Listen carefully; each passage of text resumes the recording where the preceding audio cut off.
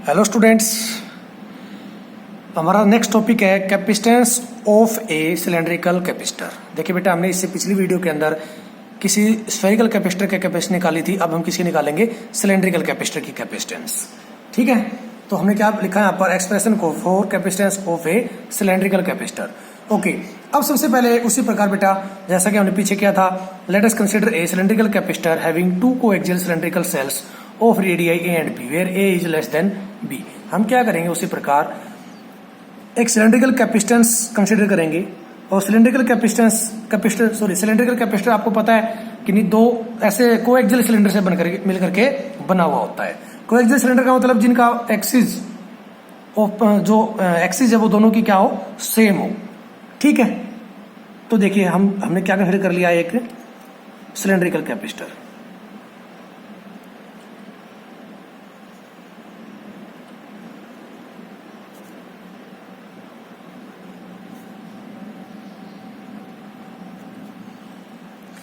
ये क्या ये हमने एक सिलेंडर कंसीडर कर लिया। फॉर एग्जांपल ये आपका आउटर सिलेंडर है।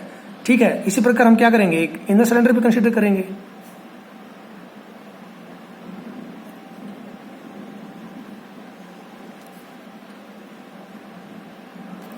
ठीक है, अब आपको पता है इसकी एक्सिस कहां से कहां पास होगी?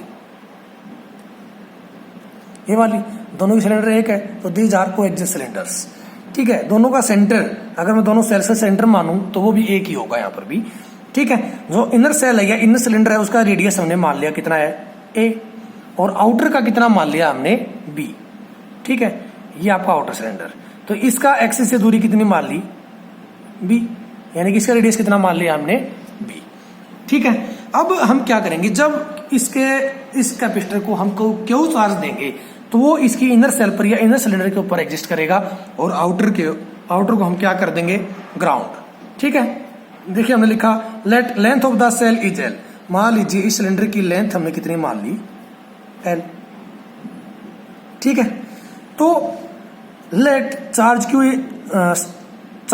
Is stored in let charge stored in capacitor is q. मान लीजिए इस कैपेसिटर के अंदर जो चार्ज स्टोर किया है वो कितना है? Q. Then charge on inner shell is plus q and on outer shell is minus Q.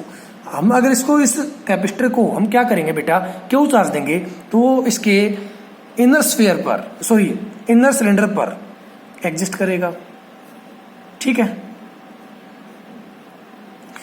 इस प्लस क्यू चार्ज की वजह से जो आउटर सिलेंडर है उसके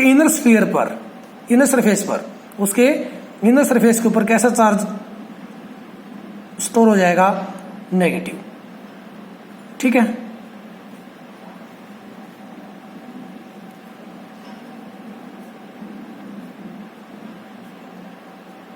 ओके, अब यहां पर ध्यान से देखिए, जो इलेक्ट्रिक फील्ड है वो इनर सेल के अंदर कितना होगा? या अंदरूनी जो कंडक्टर है, ठीक है, कंडक्टर है जो अंदरूनी जो सिलेंडर है, जो इनर कंडक्टिंग सिलेंडर है, तो उसके अंदर इलेक्ट्रिक फील्ड क्या होगा? यहाँ पर भी जीरो, जैसा कि हमने पिछले आर्टिकल के अंदर बताया था। और जो नेगेटिव चार्ज इसके आउटर सिलेंडर के अंदर जो अंदरूनी सरफेस है इस पर एग्जिस्ट करता है। ठीक है, इसके बाहर कौन सा चार्ज एग्जिस्ट करेगा? Positive charge. लेकिन हमने इसको क्या किया हुआ है? ग्राउंड से कनेक्ट, तो वो पॉजिटिव चार्ज किसी न्यूट्रलाइज हो जाएगा, अर्थ से आने वाले इलेक्ट्रॉन्स की वजह से वो न्यूट्रलाइज हो जाएगा। तो यहाँ पर आउटर सरफेस पर कोई भी चार्ज एग्जिस्ट नहीं करेगा, जिसकी वजह से इसके बाहर भी इलेक्ट्रिक फील्ड की वैल्यू क्या होगी? जीरो। तो यहाँ पर भी जो इलेक्ट्रिक फील्ड है वो कहां से कहां एग्जिस्ट करेगा? सिर्फ इस रीजन के अंदर। ठीक है, दोनों सिलेंडर्स के बीच में। ठीक है, या दोनों सिलेंड्रिकल सेल्स के बीच में। और ये डिफरेंस चारों तरफ क्या होगा? एक जैसा। जैसे एक पेन, इस पेन के अंदर दूसरा सिलेंडर डाल दूं तो उसके बीच में कुछ जगह तो हो सकती है, तो उस जगह के अंदर क्या करेगा? ये इलेक्ट्रिक फील्ड एग्जिस्ट करेगा। और इलेक्ट्रिक फील्ड यहाँ पर क्या होगा? वेरिएबल। ठीक है, यूनिफॉर्म नहीं होगा तो पोटेंशियल डिफरेंस भी हम अपने को क्या करना पड़ेगा? Find out. ठीक है, मान लीजिए इनर सिलेंडर का पोटेंशियल कितना मान लिया? VA, और आउटर का कितना मान लिया हमने? VB। तो पोटेंशियल डिफरेंस किसके इक्वल होगा? VA minus VB is equal to में V। ठीक है, इन दोनों डिफरेंस को हमने किससे लिख दिया? V से। Okay, let us consider a point P between the two cells at a distance r from this axis and then electric field intensity at this point is only due to inner cell and is given by. Okay, अब देखिए बेटा हम क्या करें, हम कहीं पर point P consider करेंगे। वो पॉइंट पी कहाँ कंसिडर करना अपने को, दोनों सिलेंडर्स के बीच में। ठीक है, फॉर एग्जांपल यहाँ पर हमने उस पॉइंट पी को कंसिडर कर लिया और इस पॉइंट की एक्सेस से डिस्टेंस कितनी है, आर, यानी कि इसकी रेडियस एक प्रकार से क्या हो गई, आर।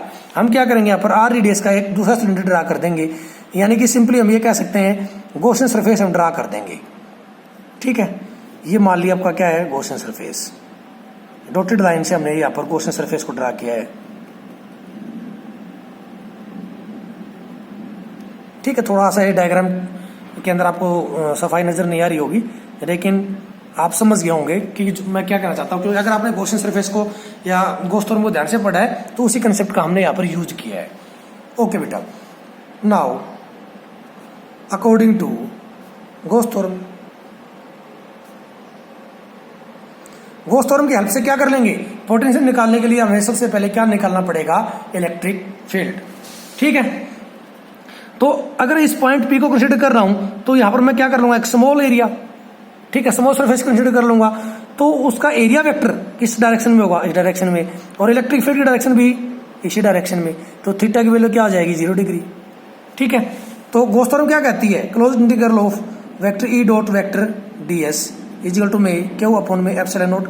पिछले आर्टिकल के अंदर भी एज किया था। अगर बेटा आपको वो समझ में आया है तो इसके अंदर कुछ ज्यादा दिक्कत नहीं है। इस तरह से यहाँ पर ध्यान रखना कि सरफेस एरिया किसके इक्वल होगा। सिलेंडर है, सिलेंडर के अंदर क्या होता है, 2 पाई आर एल के इक्वल। ठीक है, वो हम बताएंगे आगे, अभी देख लीजिएगा साथ साथ में। ओके, अब इसको जब डॉट प्रोडक्ट को हम यहाँ पर सोल्व करेंगे तो इसको कैसे लिख सकते हैं हम, close integral of E d s cos of theta equal to में क्यू अपॉन में एप्सिलॉन नॉट। इसको ऐसे लिखा जाता है। और थीटा मैंने यहाँ पर क्या बताया है, 0 डिग्री। थीटा क्या पुट कर देंगे यहाँ पर 0 डिग्री। देखिए क्या आ जाएगा, close integral of E d s cos 0 degree equal to में क्यू अपॉन में epsilon naught, which implies that cos 0 degree किसके इक्वल होता है, 1 के इक्वल। तो क्या बन जाएगा बेटा, क्या बचेगा यहाँ पर, close integral of E d s equal to में क्यू अपॉन में एप्सिलॉन नॉट। इलेक्ट्रिक फील्ड इसको बाहर निकाल लेंगे क्योंकि जो डिफरेंशिएशन हो रहा है किसके रिस्पेक्ट में हो रहा है, एरिया के रिस्पेक्ट में। तो देखिए बाहर निकालेंगे क्या आ जाएगा बेटा, ये ई इंटू में close integral of vector d s equal to में क्यू अपॉन में एप्सिलॉन नॉट।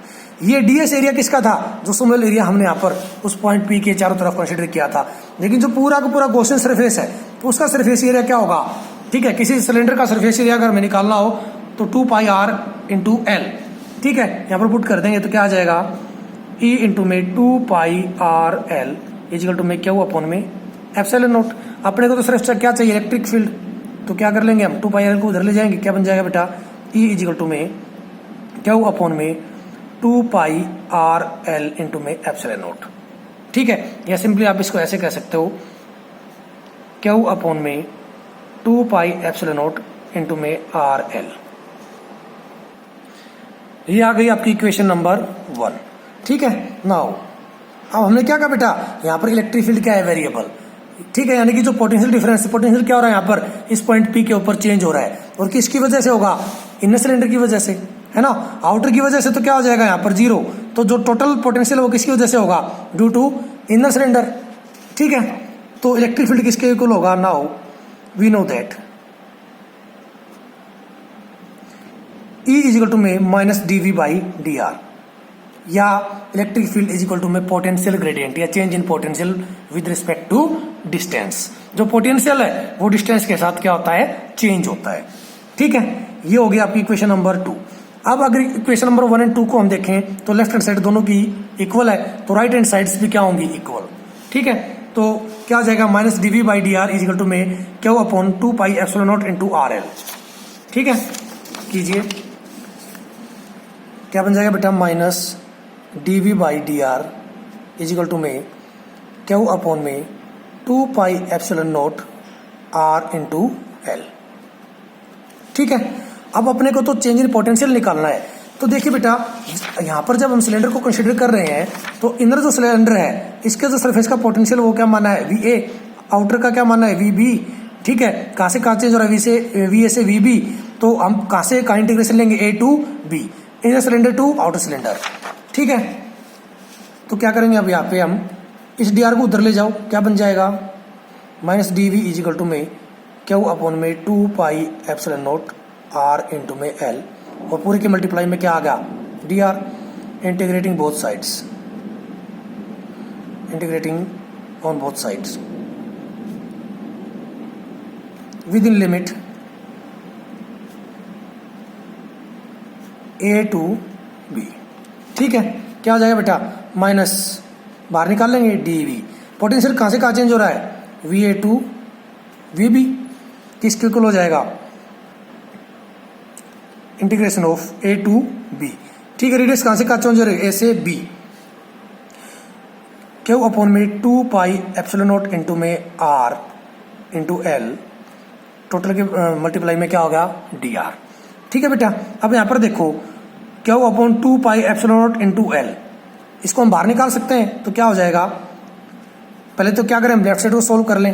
तो जब डी वी का इंटीग्रेशन करेंगे तो क्या आ जाएगा, वी, तो minus h it is V, limit V a to V b equal to में यहां से कॉमन निकालो, क्यू अपॉन में 2 पाई एप्सिलॉन नॉट इंटू में एल, इंटीग्रेशन के अंदर क्या बच गया बेटा, 1 upon r d r, limit कहां से कहा, सॉरी क्लोज इंटीग्रल नहीं है ये, ए टू बी।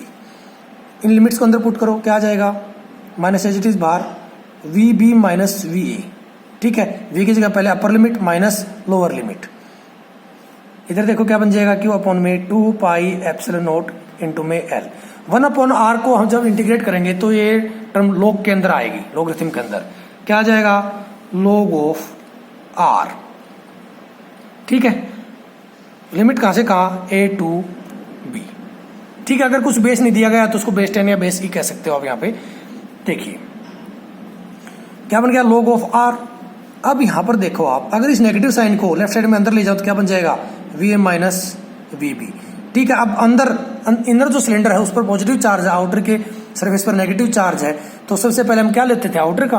तो इसको हम किसके इक्वल लिख सकते हैं, वी के इक्वल। क्या आ जाएगा बेटा, राइट साइड में क्या वो अपॉन में 2 pi epsilon naught l as it is.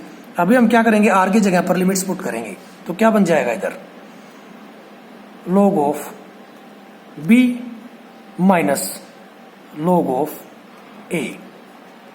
ठीक है, ये नेगेटिव साइन हम अपने आप पास से लगाते हैं, पहले अपर लिमिट पुट करेंगे फिर माइनस लोअर लिमिट। अगर यहाँ ऑलरेडी माइनस होता तो ये वाला माइनस और वो वाला माइनस मिलकर के क्या हो जाता, प्लस, जैसा कि पिछले आर्टिकल के अंदर हुआ था।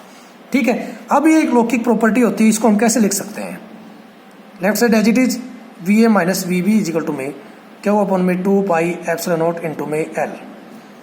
ठीक है, लौकिक प्रॉपर्टी क्या होती है, अगर कोई लॉग की टर्म्स सब्ट्रैक्शन में दी गई है तो उनकी जो लॉग के साथ जो टर्म आई है उसको हम डिवाइड में ले लेंगे, क्या हो जाएगा, लॉग बी बाई ए। ठीक है, इसको एक्सपेंड करके लिखोगे तो कैसे लिखा जाएगा, log of B minus log of A, अगर आपको कोई टर्म ऐसे दी गई है तो। ठीक है, तो ये तो क्या आ गया बेटा अपने पास पोटेंशियल, इसको कह लीजिए आप इक्वेशन नंबर 3। ठीक है, अब इसको नहीं मत एक मिनट रुकिएगा, वी ए माइनस वी बी की जगह हम पुट क्या कर सकते हैं, वी, क्योंकि पोटेंशियल डिफरेंस है, पोटेंशियल डिफरेंस को हम रूटीन में किससे लिख देते हैं, वी से, जैसा कि मैंने डायग्राम के साथ में भी लिखा था। क्या हो जाएगा, वी इज इक्वल टू में क्या वो अपॉन में 2 pi epsilon naught into L, bracket में क्या आ गया, लॉग ऑफ बी बाई ए। ये आपकी हो गई इक्वेशन नंबर 3। ठीक है, अब पोटेंशियल निकाल लिया है। Now according to definition of capacitance,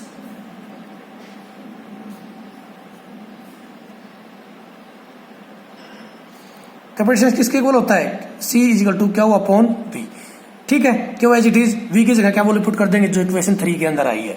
तो देखिए क्या बन जाएगा, क्यू अपॉन में Q upon 2 pi epsilon naught into L, और साथ मल्टीप्लाई में क्या है, लॉग ऑफ B बाई ए।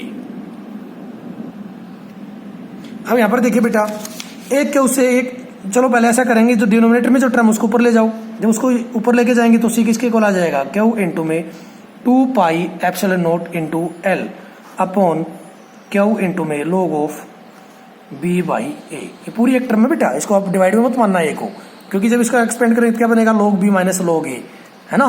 तो डिवीजन में कुछ नहीं है, log of b by a, q से क्यू कैंसिल आउट, कैपेसिटेंस किसके इक्वल आ गया, 2 पाई एप्सिलॉन नॉट इंटू में एल अपॉन में log of b by a. ठीक है, वैसे सीबीएसई के सिलेबस की मैं अगर मैं बात करता हूँ तो ये टॉपिक्स उसके सिलेबस में नहीं है, लेकिन ये करवाने इसलिए इम्पोर्टेंट है क्योंकि इन पर बेस कई बार न्यूमेरिकल्स आ जाते हैं। ठीक है बेटा, तो देखिए हमें किसी सिलेंड्रिकल कैपेसिटर का कैपेसिटेंस निकालना था, जो कि हमने यहाँ पर निकाल लिया है। ठीक है, उम्मीद है समझ आया होगा। अगर कोई डाउट रहता है तो वीडियो को रिपीट करके देख सकते हैं या मेरे नंबर पर आप पूछ सकते हैं। Thank you very much.